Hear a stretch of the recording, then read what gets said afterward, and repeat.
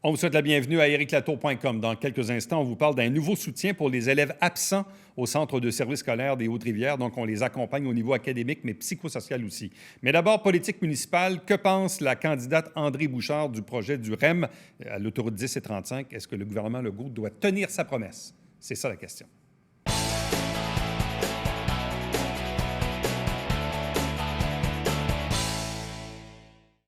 Politique municipale, candidate à la mairie, André Bouchard est avec nous. Bonjour et bienvenue. Bonjour, M. Latour. Donc, les choses avancent rondement. Là, vos adversaires, l'équipe Laplante a maintenant une équipe complète. Donc, à quand aura-t-on une équipe complète du côté de l'équipe Bouchard? Ce ne sera pas nécessairement la semaine prochaine, là, mais ça s'en vient. Ça s'en vient. Qu'est-ce qui manque comme morceau? Qu'est-ce qui manque comme morceau? Il manque... j'ai encore 2 quartiers où est-ce que je suis en discussion avec des gens. Alors, voilà. OK. Et les autres mais c'est très avancé. Oui. La semaine dernière, on a reçu le maire en entrevue parce qu'évidemment, le sujet de l'heure depuis plusieurs semaines maintenant, c'est cette fameuse annonce qui a surpris un peu tout le monde de la Caisse de dépôt et de placement du Québec sur l'avortement du projet du prolongement du REM à l'intersection des autoroutes 10 et 35. Plusieurs intervenants socio-économiques du milieu d'affaires, évidemment, étaient un peu contrariés de cette promesse rompue de la part du gouvernement, quoique le gouvernement pourrait toujours décider d'aller de l'avant, même si la Caisse de dépôt ne veut pas. Le maire a parlé avec sa collègue de Chambly, avec quelques autres maires, a parlé au ministre Bonnardel, pour finalement dire, visiblement, on ne sera pas capable d'avoir le prolongement, fait aussi bien penser à une alternative qui est celle peut-être d'un lien ferroviaire autre. Quelle est la position d'André Bouchard par rapport à ce projet de prolongement du REM? Bien, je pense qu'il faut absolument continuer à faire pression pour avoir le REM, pour avoir, c'est-à-dire une gare, là, une gare du REM. C'est important pour le développement économique de la région et je pense que les gens d'affaires vont se retrousser les manches puis ils vont faire des représentations dans ce sens-là. Oui, la Caisse de dépôt a statué, mais à mon sens, c'est le gouvernement qui décide. Et il est possible je pense que c'est possible qu'ils reviennent en arrière, mais il faut continuer les pressions politiques dans ce sens-là. Donc, vous pensez vraiment que le dossier n'est pas au point mort et que les acteurs politiques doivent continuer de mettre de la pression sur le gouvernement? Oui, il y a des questions, je pense, qui ont été posées puis auxquelles il n'y a pas eu de réponse, comme par exemple le montage financier qui fait en sorte que la Caisse de dépôt, pour laquelle elle a donné la raison, là, les raisons de la Caisse de dépôt. Alors, ce montage-là n'a pas été encore apporté. Oui, il y a encore des questions à poser à cet effet-là. Parce que là, on est évidemment en campagne, pré-campagne électorale municipale. Il y aura par la suite une campagne fédérale, mais évidemment, ça n'interfère pas dans le dossier. Campagne provinciale à venir aussi. Où Louis Lemieux et Jean-François Roberge probablement vont demander un renouvellement de mandat. Donc, pour vous, cette pression-là doit continuer. Mais certains vont vous dire, oui, mais même si le gouvernement dit, oui, on va finir par l'avoir, ça va être quoi, dans 5 ans, 8 ans, 10 ans, 12 ans? Ça se peut qu'il y ait des délais. À mon avis, ça n'aurait pas été l'année prochaine non plus, même si ça avait été oui, là. On se rappelle de la 30, comment ça a pris du temps avant d'avoir la 30, mais il faut vraiment c'est la direction dans laquelle il faut aller. Bon, le ministre Bonnardel disait, oui, mais soyez patients, on va revenir avec des alternatives. Il y a aussi un enjeu d'élargissement de l'autoroute 10 entre les autoroutes 30 et 35. Est-ce qu'il y aura aussi un corridor réservé pour le transport en commun? Bref, de ce qu'on comprend, c'est que le gouvernement veut soumettre un projet autre. Pour vous, est-ce que ça a du sens? Ça va avoir du sens si... Oui, ça a du sens. C'est sûr qu'il va falloir prévoir un plan B parce qu'il y en a des difficultés de transport. Puis la mobilité urbaine, c'est un défi pour le développement durable aussi, là. Alors oui, il faut prévoir un plan B, puis peut-être même un plan C, mais il ne faut pas lâcher, il ne faut pas abandonner la serviette au sujet du REM. Bon, que pensez-vous de cette idée soumise par le maire, mais en fait aussi l'un de ses candidats, M. Boucher, qui est maintenant officiellement candidat, l'avait écrit dans une lettre ouverte dans le journal il y a quelques semaines, parlait d'utiliser dans le fond les chemins de fer qu'on a entre le terminus sur la rue Boucher, qui longe un peu l'arrière, disons, de la route 104, la Prairie, pour ensuite faire peut-être un petit prolongement d'1,5 km pour se rendre au terminus de Brossard comme tel. Est-ce que pour vous, c'est une alternative qui est viable de maximiser ce lien ferroviaire entre Saint-Jean, la Prairie et Brossard? On a des rails. Alors, c'est pas... c'est pas illusoire de penser qu'à un moment donné, on pourrait s'en servir. Sauf que c'est prématuré d'apporter ça comme plan B après avoir eu la réponse du REM parce que, à mon avis, il n'y a aucune discussion qui a été amorcée avec le CN. Il y avait d'ailleurs, il a été apporté à mon attention qu'il y avait déjà un projet de lien ferroviaire entre Sherbrooke, le centre-ville de Saint-Jean et le centre-ville de Montréal, un projet qui était sur la table depuis quelques années. Puis ça, c'était avec le CP. Alors, il n'y a aucune discussion qui a été amorcée avec le CN. Il n'y a aucune discussion non plus avec la population à ce sujet-là. Ça mérite des études parce qu'on s'entend qu'un train dans le centre-ville de Saint-Jean, ça va à tout le moins prendre des quais d'embarquement. La question aussi, quand M. Laplante parle de ça, ça a toujours l'air à coûter pas bien cher, mais on s'entend que les rails ne sont pas à nous. Est-ce qu'il y a une discussion qui a été amorcée aussi avec Brossard? Parce qu'il a l'air de manquer un tronçon pas tellement long, mais il va quand même falloir du dézonage. Alors, vu les habiletés relationnelles de M. Laplante, je ne suis pas certaine que les discussions aient été commencées à cet effet-là. Pour moi, c'est prématuré de parler de ça. Donc, prématuré de parler de ce projet-là et de continuer à mettre pression sur le gouvernement pour ultimer le projet du REM. Oui. Bon. Si vous étiez mairesse demain matin, là, vous feriez quoi, là? Avec le ministre Bonnardel, avec le premier ministre, avec le député Lemieux, même Roberge à Chambly. Vous leur diriez quoi? Bien, je leur dirais à quel point c'est important pour le développement économique de tout le Haut-Richelieu, comment c'est important aussi pour le recrutement de la main-d'œuvre. Et je m'associerais, oui, les politiciens aux alentours qui ont déjà manifesté leur intérêt pour le REM, mais je m'associerais aussi les gens d'affaires. Je pense qu'il faut vraiment les mettre à contribution dans ce dossier-là. C'est eux qui peuvent faire la preuve à quel point c'est important le lien du REM pour le Haut-Richelieu. Bon. Autre dossier d'actualité dans les dernières semaines, c'est ce qu'on appelle, nous, communément, les terres à boucher à Saint-Luc. Potentiel de 200 maisons en 2 phases avec le promoteur M. Poirier, là, bien connu pour avoir fait de la télé-réalité. Il a un style un peu particulier, il bulldoze un peu, il a brassé un peu la cage, mais au final, lui était en colère pour des raisons. Le conseiller du secteur, Marco Savard, était en colère, mais pour d'autres raisons. J'ai cru comprendre qu'il a refait une présentation au comité de travail des élus. Qu'est-ce que vous pensez? Puis même à l'époque où vous étiez à la commission scolaire, évidemment, ça devait faire partie aussi des enjeux parce que de ce que le maire semblait nous dire, phase 1, ça va, mais si on fait la phase 2, ultimement, ça va prendre une école. Autrement dit, on n'est pas pour rajouter 200 maisons dans ce secteur-là si on n'est pas sûr d'avoir une école. Déjà qu'il y a un problème de desserte d'école à Saint-Luc, il y a des enfants qui viennent dans le centre-ville. Vous en pensez quoi? Bien, moi, j'ai été étonnée quand M. Laplante a dit qu'on dirait que la problématique d'école à Saint-Luc, ça vient juste d'apparaître, là.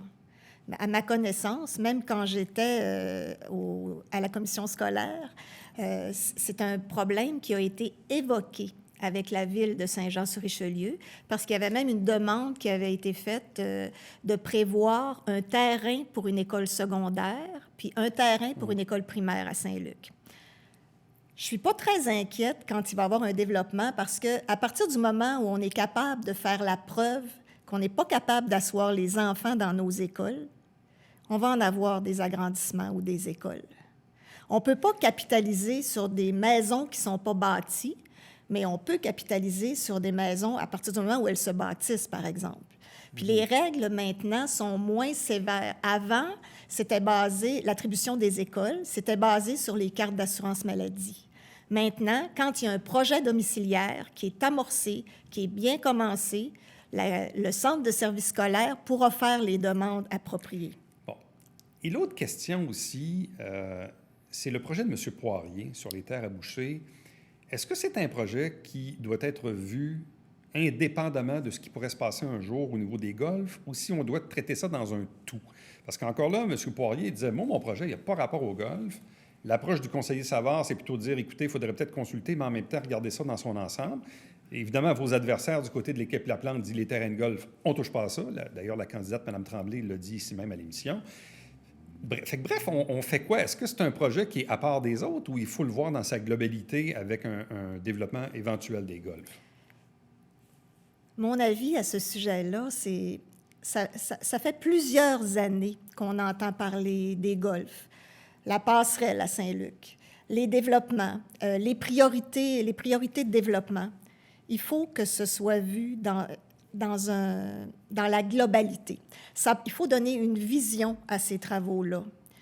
Je serai sans doute moins dogmatique que de mes adversaires, dans le sens que on va tous être en faveur de garder le plus possible les arbres, les milieux naturels. On est tous en faveur de ça. On est en faveur aussi de garder le plus possible de nature dans les golfs. Mais on veut avoir de la verdure, on veut se la payer, on veut acheter des boisés, on veut acheter des golfs, on veut tout faire ça pour les protéger.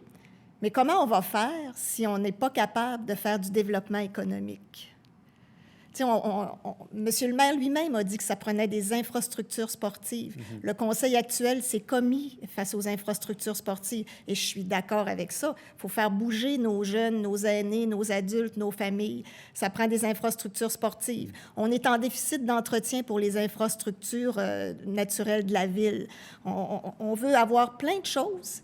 Alors, comment on va être capable de se les payer, ces choses-là, si, parallèlement à ça, on ne fait pas un développement économique harmonieux, équilibré? Et je pense qu'il y en a des promoteurs que c'est ce qu'ils souhaitent aussi. Ils souhaitent s'inscrire dans une démarche de développement durable. André Bouchard, merci beaucoup. Ça me fait plaisir. À la prochaine. Restez avec nous, puisqu'au retour, on parle d'un nouveau service de soutien aux élèves absents en raison de la COVID au Centre de services scolaires des Hautes-Rivières.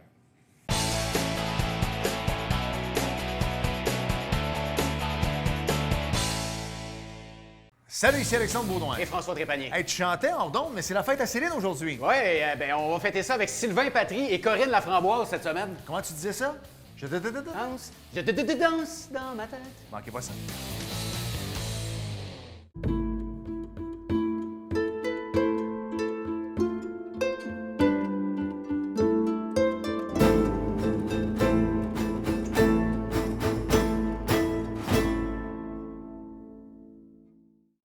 Mesdames et messieurs, bonjour et bienvenue à la Justice entre nous. Mon nom est Serge.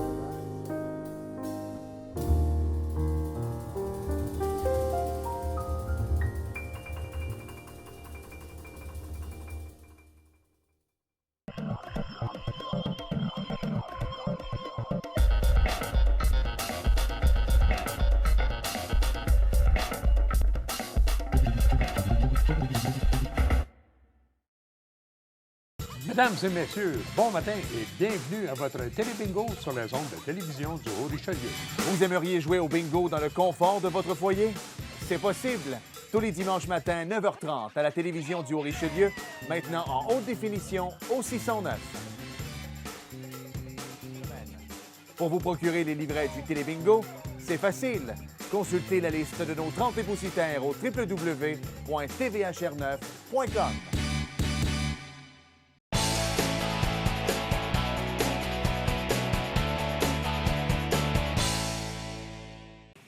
Un nouveau service de soutien aux élèves absents parce que, vous le savez, dans nos écoles en ce moment, il y a quand même des élèves qui ne fréquentent plus physiquement nos écoles pour toutes sortes de raisons. Bref, le Centre de services scolaires des Hautes-Rivières a mis sur pied Là pour toi. Deux invités pour en parler. D'abord, ici même en studio, Vincent Huard, qui est le directeur des services complémentaires et de l'adaptation scolaire au Centre de services scolaires des Hautes-Rivières. Bonjour à vous. Bonjour. Et puis, à distance, parce que notre protocole veut évidemment qu'on accepte qu'une seule personne en studio, à distance, on rejoint Taïga Welput-Lavallée, qui est directrice des services éducatifs aux jeunes au Centre de services scolaires des Hautes-Rivières. Bonjour et bienvenue. Bonjour. Bon, tout d'abord, expliquez-nous un peu le principe de ce soutien. Même, on a fait une entrevue peut-être un peu similaire au niveau collégial avec le cégep, où on se préoccupait des élèves qui ne viennent presque plus ou pas du tout physiquement, donc en présentiel. Bref, comment ça s'est orchestré de votre côté? De l'autre côté, première chose, c'est de cibler la clientèle parce que des gens qui ont des besoins, il y en a immensément. Donc, on est allé combler ce qu'on pourrait appeler un vide de service. Donc, il y a des élèves qui sont mis en isolement d'une façon temporaire, entre 2 et 14 jours, parfois plus, pour des raisons de contamination, de COVID. Et ce faisant, ces élèves-là sont à la maison, mais ne sont pas dans leur classe. Leurs amis sont à l'école. Parfois, c'est le groupe au complet qui est isolé pour une durée temporaire. Et donc, on parle ici d'enfants pour qui on doit préparer le retour à l'école. Comment préparer le retour à l'école de ces enfants-là pour ne pas qu'ils soient à la traîne au niveau académique? Ou encore, parce que la détresse peut survenir, comment s'assurer que cette détresse-là soit adressée, le cas échéant, chez nos élèves qui se retrouvent en isolement. Donc, on est allé chercher, je vous dirais, cette niche d'élèves-là, de jeunes-là, pour qui il n'y a pas de service comme tel. Parce que quand l'élève est à l'école temps plein, les services scolaires sont là, le centre de services d'Haute-Rivière est disponible. À l'inverse, quand l'élève est à la maison isolé, il peut être à l'école virtuelle qui existe cette année et qui donc offre des services d'enseignement, donc à temps complet, aux élèves. Mais pour l'élève isolé temporairement ou aux classes isolées temporairement, il y a un vide de service qu'on est allé combler au niveau psychosocial et par rapport au volet académique aussi. Je ne sais pas si ma collègue veut renchérir par rapport à la création. Parce que à ce moment-là. de ce que je comprends, dans le fond, c'est qu'il y a 2 volets au soutien. Oui. Il y a le volet, évidemment, académique, mais il y a le volet aussi psychosocial. Peut-être compléter, Mme Willput-Lavallée? Oui, mais c'est sûr qu'au niveau là, académique, là, pour toi, est venu vraiment là, en soutien aux écoles et aux parents, parce que ce qu'il faut savoir, c'est que c'est un service qui s'adresse là, majoritairement aux élèves qui sont isolés, alors que le reste de la classe est en classe avec l'enseignante. Donc, ce sont souvent là, des enfants qui se retrouvent par la force des choses sous la responsabilité du parent, souvent en télétravail. Donc, c'est vraiment là, un travail en complémentarité avec l'école, avec les parents, pour permettre un soutien à la poursuite de la scolarisation lorsque ce n'est pas possible de le faire en classe. Et ce lien-là, il se fait de quelle façon? Parce que là, on a affiché à l'écran le numéro de téléphone et l'adresse courriel. Est-ce que c'est l'élève lui-même ou son parent qui communique avec le soutien? Bref, comment le lien s'établit? C'est toutes ces réponses. En fait, pour le volet psychosocial, c'est sensiblement la même chose que l'académique. Quand une classe est mise en isolement ou un élève est mis en isolement, nous, comme direction de service, on en est informé. Alors, on communique avec les directions d'école concernées pour leur rappeler l'existence, donc directement de là pour toi, parce qu'ils ont tellement de choses à gérer en ce moment que c'est important de faire des rappels. Ensuite, les directions d'école ont un protocole à respecter, donc pour ne pas oublier quoi faire. Donc, dans ce protocole-là, le service là pour toi vient de s'y insérer pour ne pas passer à côté. On a fait la diffusion Facebook, médias sociaux pour être capable de faire en sorte que les gens puissent nous interpeller directement, que ce soit parents, élèves. La direction d'école peut isoler une classe et avoir une inquiétude pour un élève et à ce moment-là, nous interpeller pour qu'on, justement, fasse ce suivi avec la famille. Donc, toutes les portes d'entrée sont bonnes. Du moment où nous, on est capable d'avoir un nom d'enfant, on va communiquer avec lui. Bon. Et une fois qu'on communique avec lui, Mme Willput-Lavallée, il se passe quoi avec la communication avec le parent, avec l'élève? Quel genre de soutien on fait? C'est par téléphone, par courriel, par vidéoconférence, par Teams probablement? Bref, puis à quelle fréquence? Bref, dans le fond, cette relation-là à distance, elle s'établit comment? Bien, la relation, c'est vraiment par 2 portes d'entrée. Donc, il y a 2 chemins possibles. Donc, il y a une enseignante qui peut nous référer à un élève pour lequel elle se trouve à être inquiète, pour lequel elle croit que si l'absence pourrait engendrer peut-être un retard académique, ou le parent lui-même peut également faire la référence. S'ensuit ensuite une série de rencontres, donc des rencontres par team entre l'enseignante et l'élève qui est isolé. Donc, l'enseignante le convient avec le parent des meilleurs moments pour faire les rencontres avec l'élève. Souvent, c'est des séries d'environ 3. Donc, je dirais que la plupart des références qu'on a eues, qu'elles proviennent du parent ou de l'élève lui-même ou de l'école, s'en est suivi souvent durant 3 journées ou 3 fois durant la semaine, des périodes de travail d'1 heure avec l'élève. Donc, l'enseignante travaille les concepts, reprend d'autres rendez-vous avec l'élève pour aller encore plus loin au niveau des apprentissages. Tout ça pour que quand l'élève retourne dans sa classe, mais qu'il soit au même niveau que les autres élèves. Puis c'est même une belle opportunité parfois pour travailler certaines notions qui nécessitaient du 1 pour 1. Donc d'aller vraiment, c'est comme presque un privilège pour les élèves d'avoir accès à une enseignante 1 heure seulement pour eux, pour aller approfondir certains concepts pour lesquels il y aurait besoin d'un petit coup de pouce. Bon, c'est une question qui vient de me popper comme ça, mais c'est correct, on s'occupe de nos élèves qui vivent des absences, évidemment, puis ils sont un peu pris là-dedans, puis ils n'ont comme pas le choix. comment on aide les professeurs là-dedans? Parce que je me mets à la place des enseignants qui doivent gérer les présences, les absences. Là, il faut faire un peu du one-on-one, comme on dit en franglais. Comment on accompagne nos enseignants pour qu'eux soient aptes ensuite à aider les élèves? Bien, dans un premier temps, le ministère a investi, a envoyé beaucoup de sommes dans les écoles pour des mesures qu'on appelle du tutorat. Donc, ce qu'on fait, nous, ça vient compléter ce que les écoles font déjà, mais les écoles ont reçu donc de quoi être capable d'organiser justement un plus pour ne pas justement surcharger nos enseignants. Donc, et il y avait une initiative québécoise nationale qui disait « Je réponds présent », où on avait un recrutement de tuteurs. Mme Boilpot pourrait compléter d'ailleurs à ce sujet-là, parce qu'elle était très impliquée dans ce dossier. Là. Donc, on avait des tuteurs, de ce que je comprends? Oui, mais dans le fond, le système il y a plusieurs services qui sont là pour les enseignants. Donc, c'est sûr qu'on les accompagne là, depuis le début de la pandémie. Donc, plein de choses qui ont été mises en place pour les enseignants, là, que ce soit via les accompagnements qu'on leur a donnés, les formations, mais comme de plus sur le terrain.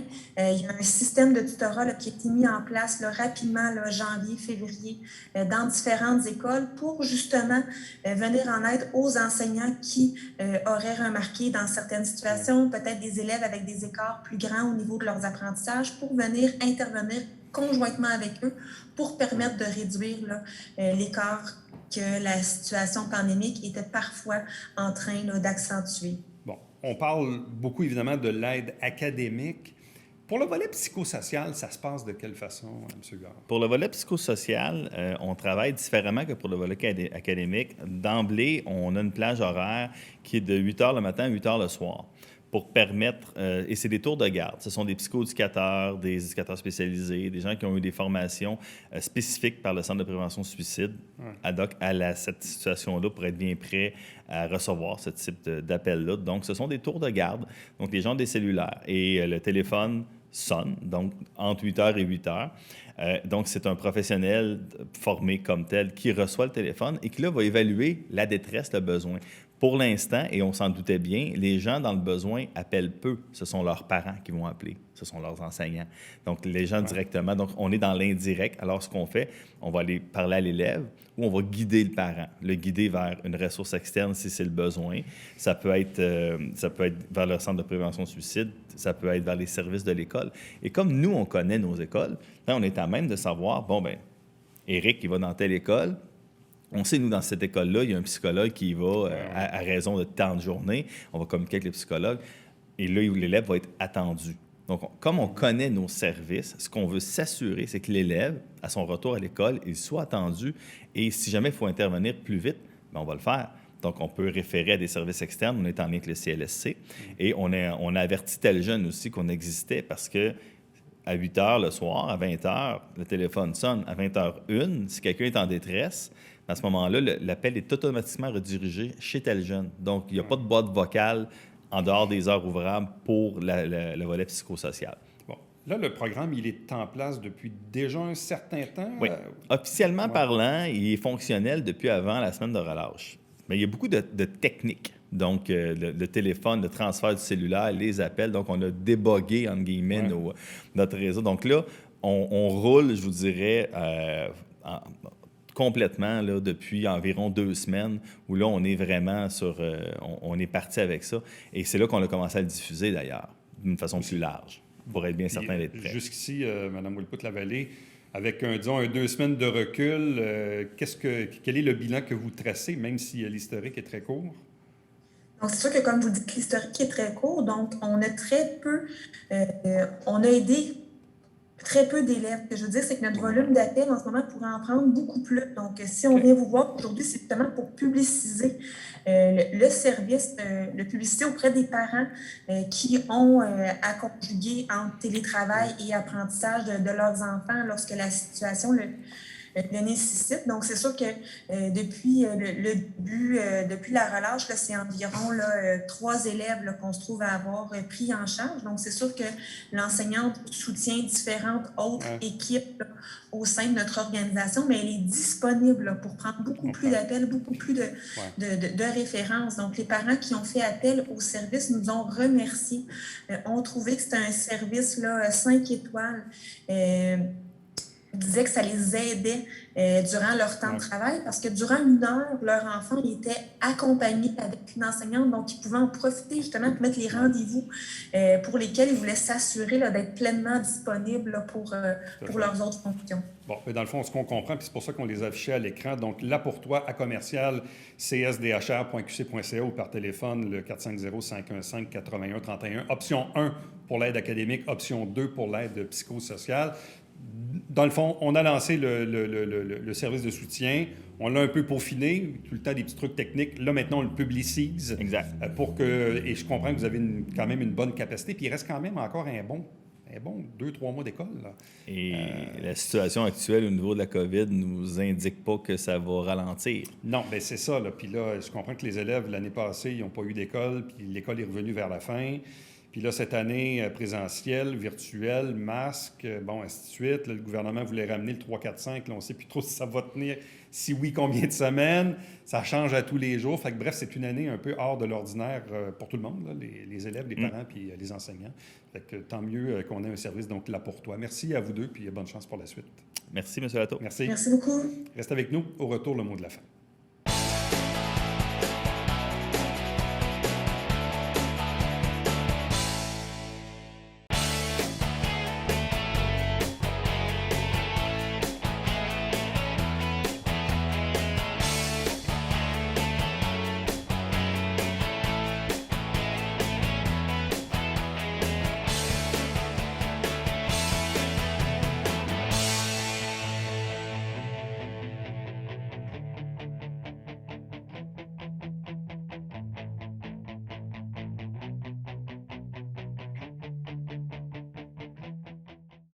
Concernant les travaux dans le Vieux-Saint-Jean, autant pour les commerçants que pour les propriétaires d'immeubles, la Ville de Saint-Jean-sur-Richelieu a nommé Christopher Sanson comme étant un agent de liaison. Vous avez le numéro de téléphone et le courriel.